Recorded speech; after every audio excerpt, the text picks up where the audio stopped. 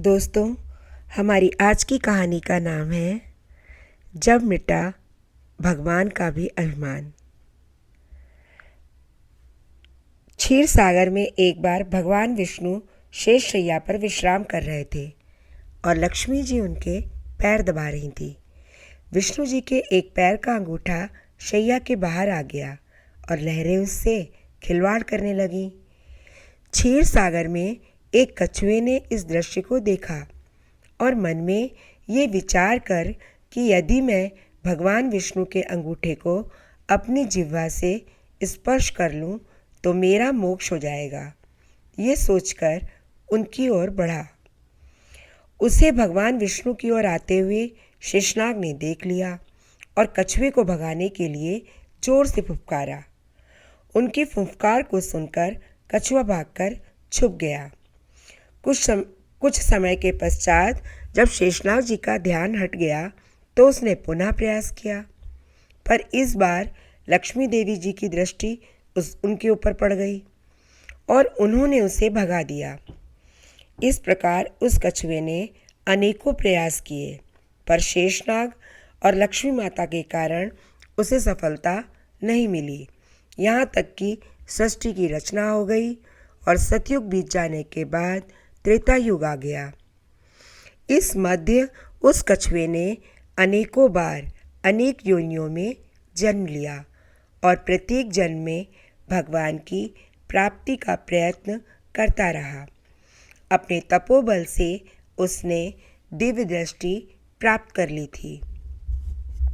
कछुए को पता था कि त्रेता युग में वही क्षीर सागर में शयन करने वाले भगवान विष्णु श्री राम जी के रूप में अवतार लेंगे और वही शेषनाग लक्ष्मण जी के रूप में और वही लक्ष्मी देवी सीता जी के रूप में अवतरित होंगी तथा वनवास के समय उन्हें गंगा पार उतरने की आवश्यकता पड़ेगी। इसलिए वह भी केवट बनकर वहाँ आ गया था। एक युग से भी अधिक काल तक तपस्या करने के कारण उसने प्रभु के सारे मर्म जान लिए थे। इसलिए उसने राम जी से कहा था कि मैं आपके सारे मर्म अर्थात भेद जानता हूँ। संत श्री तुलसीदास जी भी इस तथ्य को जानते थे। इसलिए अपनी चौपाई में केवट के मुख से वो कहलवाते हैं कि कहा तुम्हार मरमु में जाना। केवल इतना ही नहीं, इस बार केवट इस अवसर को किसी प्रकार हाथ से जाने नहीं देना चाहता था। उसे याद था कि शेषनाग क्रोध करके फुफकारते थे और मैं डर जाता था। अब की बार वे लक्ष्मण के रूप में मुझ पर अपना बाण भी चला सकते हैं, पर इस बार उसने अपने भय को त्याग दिया था। लक्ष्मण जी के तीर से मर जाना उसे स्वीकार था, पर इस अवसर को खो देना नहीं।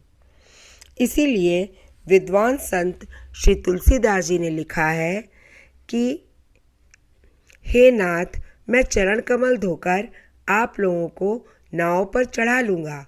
मैं आपसे उतराई भी नहीं चाहता, पर हे राम, मुझे आपकी दुहाई और दशरथ जी की सौगंध है। मैं आपसे बिल्कुल सत्य कह रहा हूँ।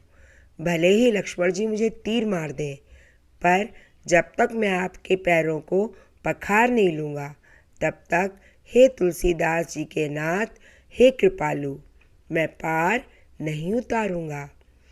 तुलसीदास जी आगे और लिखते हैं, केवट के प्रेम से लिपटे हुए अटपटे वचनों को सुनकर करुणा के धाम श्री रामचंद्र जी जानकी और लक्ष्मण जी की ओर देखकर हंसे, जैसे वे उनसे पूछ रहे हैं, कहो अब क्या करूं? उस समय तो वो केवल अंगूठे को स्पर्श करना चाहता था, तब तुम लोग इसे भगा देते थे, पर अब तो ये दोनों पैर मांग रहा है। केवट बहुत चतुर था। उसने अपने साथ ही साथ अपने परिवार और पितरों को भी मोक्ष प्रदान करवा दिया।